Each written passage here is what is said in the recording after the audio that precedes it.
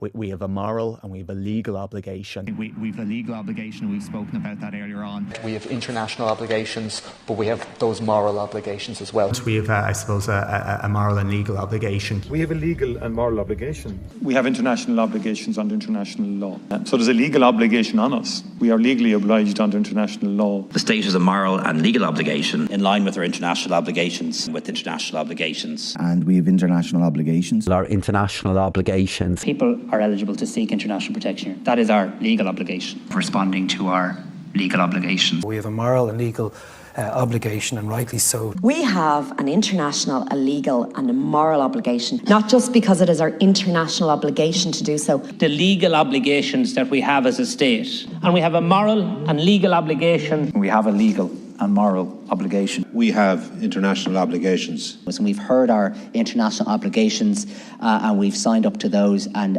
nobody disputes that. And there are international treaties under which we apply rules. To its international protection obligations. Ireland has international legal and moral obligations.